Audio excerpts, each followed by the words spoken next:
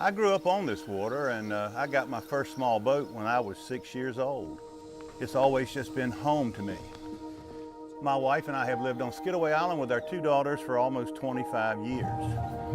For many of those years, I also worked in corporate America, and I would leave the island every morning and look at the tide and say, I'll be back in a few hours. Family boat days and long rides into the sunset are some of the best memories I have, which is why I want others to experience this place.